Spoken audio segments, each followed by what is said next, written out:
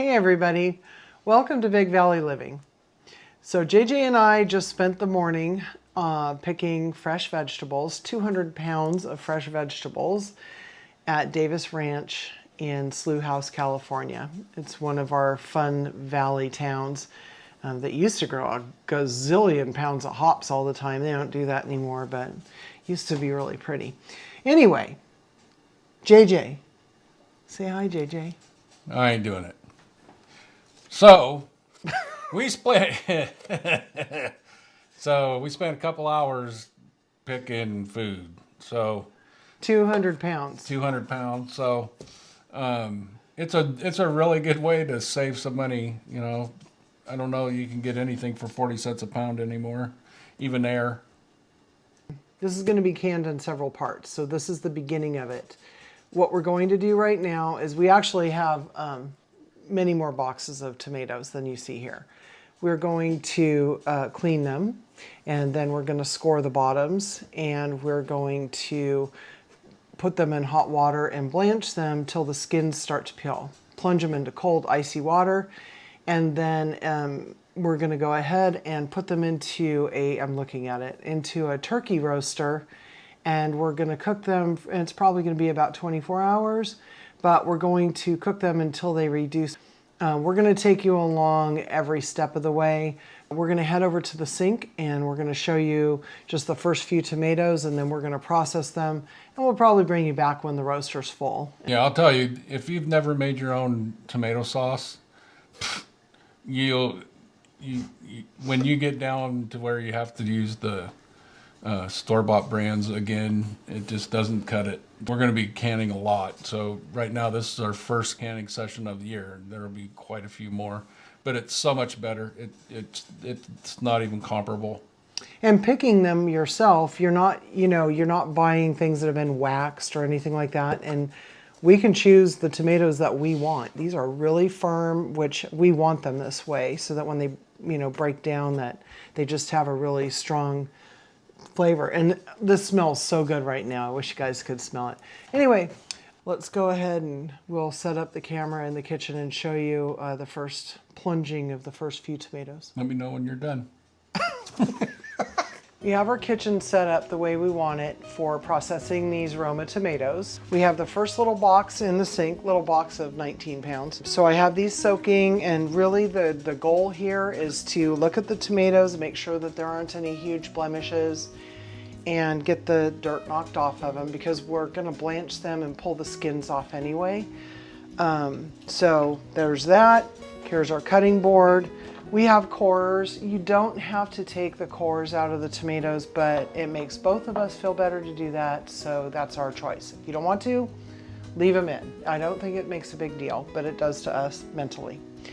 I have a knife to score the bottom, because we're going to score the bottom of each tomato like in half and in half, and that's going to end up making it easier for the skins to slip off when we pull them out of our boiling water, plunge them into cold water. Then we're going to take the skins. They should peel right out, and we're going to put the skins and the cores in here. You can dry the skins, and we tried doing that last year in our dehydrator, and we never quite got them dry enough to make a powder that was useful. It was kind of weird. I like the idea of it, but we don't have the right equipment yet. Finally, after we get the skins off and we're happy with the tomatoes, they're going to go into this electric roaster that we have, and we are going to cook it at what, about 250 to low, yeah, whatever. Probably about 200 to 250 right, overnight, and it'll have a lid on it, and then tomorrow morning we'll check it. We won't can the tomato sauce until the level of it has dropped by about a third. It really just depends on the product tomorrow. So when we get to the point where we're ready, we'll let you know how long it roasted, how long the tomatoes roasted, and show you what it looks like. Finally, I want to just say one more thing. This tool is invaluable. So if you can find one of these at any kitchen store, I even think they have them at Target, I would say get one, because it's good for straining small things. But when you're blanching, It's great for lifting the hot vegetables out of that water and getting them right over here to the ice water, okay? So if you don't have one of these, and I don't know what it's called, go get one because you will not regret it. It's kind of like a hand colander. Yeah, it's awesome. So we're gonna get started. Okay, so, as I mentioned, we are gonna go ahead and take this out. Again, you can leave the stem end in. It's not gonna hurt anything. I'm just gonna discard it into the sink instead of reaching in front of the camera. I've already scored this one, okay? So you're gonna just cut it across like that. And I'm gonna do about 4 tomatoes from start to finish. I'm checking for blemishes. If I saw anything that looked really bad, I probably don't have to score it that much. If I saw anything that was really bad, I probably just would cut it off. But because we picked these, we kind of got to pick exactly what we wanted. And we'll probably run across a few things, but nothing major. And I do want you to see that there's still a little bit of stem in there. I'm not gonna wig out about that. It's just the bigger part that I'd like to just discard. And we're gonna do that. I'm gonna do one more so that you can see what we do. Yeah, no wig out allowed. I'm just saying. It's constant around here. So I just go through, scooped it out. One more, we'll score. Now I'm gonna go ahead and I'm gonna put these into some boiling water. Okay, so it's been about a minute and I'm gonna do this quickly, but you see that the tomato skin is starting to peel away from the tomato. That's what we want. Now we're gonna transfer them to ice water. So we've brought the other 3 over, and again, you can, once that splits, that's when you're gonna be good to go, okay? So we put them in the cold water, and if everything in the world works out right, the skin's gonna pop. Be careful if you don't have Teflon hands. It is pretty hot. You can see though that the skin peels right off, and we do want to get all the skin off so that you don't have any tough ends. And at this point, I'm just going to finish these and get them into the roaster. And we've made a decision. We know that, as you know, anything that's smaller is going to cook down faster. And because we do have a lot, we're going to go ahead and cut some of these in quarters and some in half if they're smaller. This is a larger one. So we're going to go ahead and we've placed them in here. So we're going to go ahead and finish all of this, and we'll see you when we have everything in this roaster and starting to cook down. So here we have approximately 40 pounds, 38 to 40 pounds of peeled and cut tomatoes. And we have it in an 18 quart roaster. 20 quart. 20 quart? Yeah. At 250. This is a rival. I know Nesco makes them. And if you have one, it's just like a really gigantic crock pot. You could also do this if you wanted to and use a regular crock pot, but if you can see, this is a lot. So this is probably going to roast covered overnight. And when we get up early in the morning, that tomato is actually that color, so it's not unripe. It's actually one of the big rainbows from our garden. Yeah, one of the few that we got from our actual garden this year. We're not having luck with all the heat and everything. But anyway,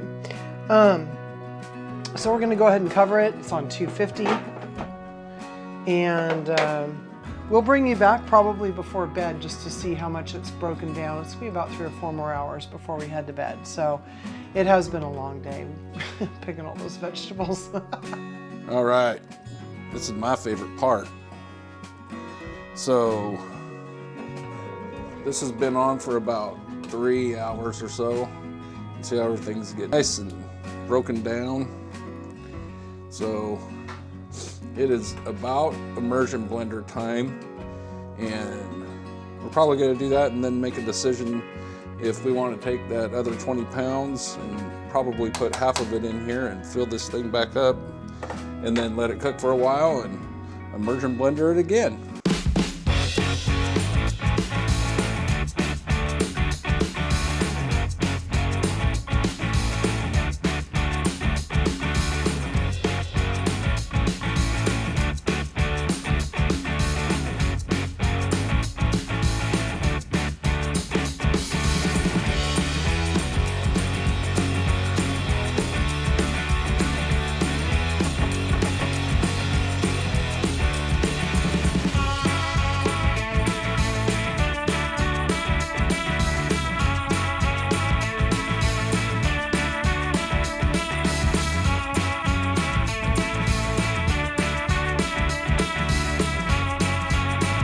looks like we have a little bit more room, so not a whole lot. We got, you know, inch or two, inch and a half.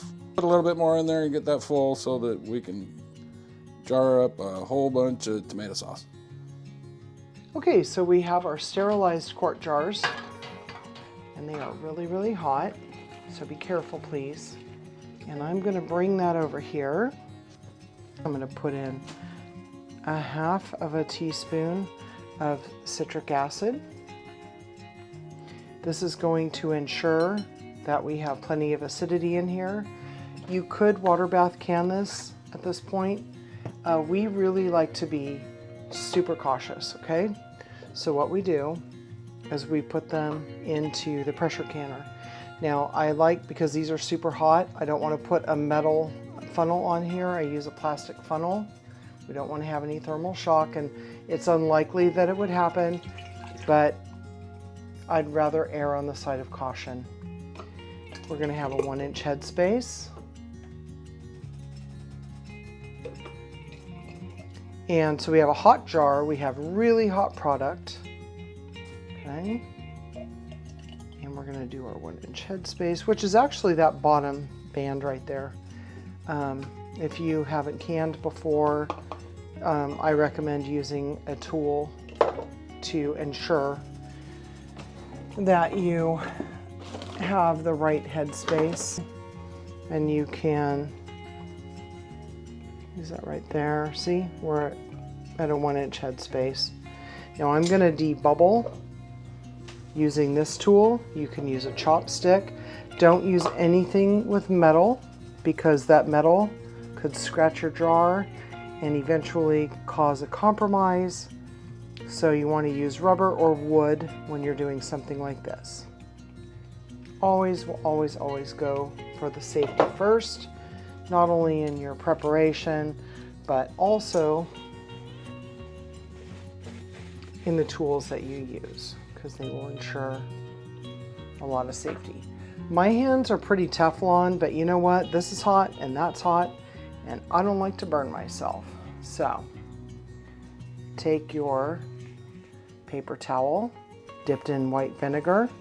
I like to do it twice to make sure that my second pass is definitely clean. You cannot have any debris between your brand new metal seal, brand new, and your jar. That's where botulism happens, and we don't like Mr. Botulism, do we? Okay. Now the side of this jar had a little blooper on it, so it's not compromising anything, but I do want it to go in clean so that when it gets into the pressure canner, we know if we had any siphoning. The jars go in clean and the water comes out clean, you're gonna know that you didn't have any siphoning. So we're gonna go ahead and get the 7 quarts in here. So we're putting the lid on at this point, and we are just making sure that it's all even. It takes a little bit of centering, and it locks in. This is just a really great setup. And what you want to do is you're gonna latch everything, and what you want to do is you're going to do the opposite screws to latch it down. And you do them loosely until everything is even. And then there's this little gap right here, and you just want to make sure that those are even, and that ensures that you have a good seal. Okay, so it's really hard to show the steam because we don't have it bouncing against the cabinet, but right here we are at a steady steam of a steady stream of steam. Of steam. Woo! Say that 3 times fast. Drink, show me a Coke. Okay. So at this point, we're going to go ahead and set our timer to 10 minutes. And once that 10 minutes has gone without any lapse, we're going to go ahead and we're going to put our weight on. So at 10 pounds. So we'll 10 right here. There's a little hole, and there's the 10. Now this is going to be hot. So ready? Ready? Bam! Okay, So now what we're gonna do is we're gonna wait for it to start rocking. And when it starts rocking, we'll come back and show you. And then we're gonna get to a point where if you watched our initial video for canning, you're gonna see that we're gonna get it to a point where it's rocking about 2 to 3 times per minute. Alrighty, so we are now officially rocking and rolling. And we're gonna turn it down. We were at about 8.5 on our electric stove. We turned it down to 7. And at this point,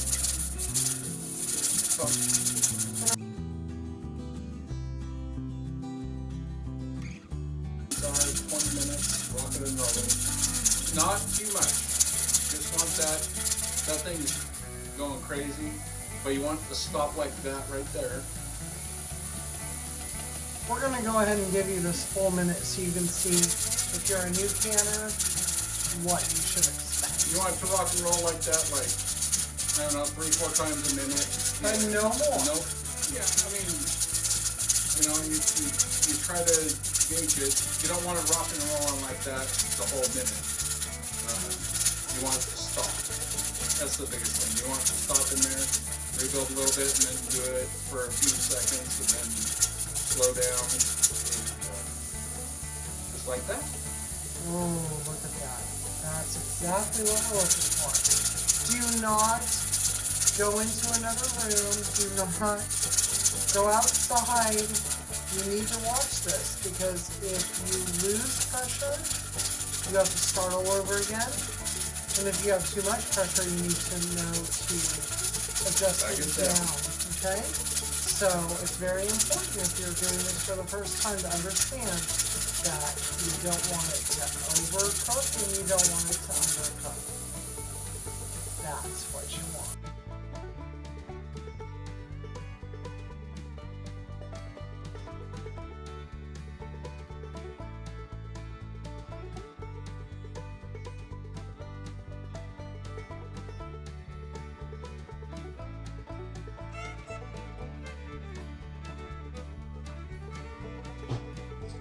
Well, that was a lot of canning. It was a lot of fun too. It's really good tomato sauce, and tell them how much. There's really very little salt and pepper in there. Well, we did 2 tablespoons of salt and pepper for that whole big bat, so it doesn't have hardly any salt in it, but it's not lacking salt. So I would rather put salt in after than wish that I didn't put so much in. And then we put a half a teaspoon of citric acid in quarts and a 1/4 teaspoon in the pints, just to make sure that it stays shelf stable. Self-stable? Shelf stable. And then anyway, the day after we let everything cool down on the mats, we went ahead and removed the rings, because you don't want to store your canned goods in the pantry with rings on, or you can get a false seal. We also check really hard to make sure that all of these are sealed well. And then we wash them in hot soapy water, dry them off, label them with the product and the date that they were canned. And into the pantry they go. So right now we've got a nice pantry full of tomato sauce and other good stuff. I do want to tell you that I'm going to overlay a picture of what they looked like the next day while they were still sitting there and cooling, because you want to have them sit out for at least 18 to 24 hours before cleaning them and everything else. So if you got something from this video, you know the drill. Like, share, subscribe, the bell. See you later, everybody. Thanks for visiting Big Valley Living. Be kind.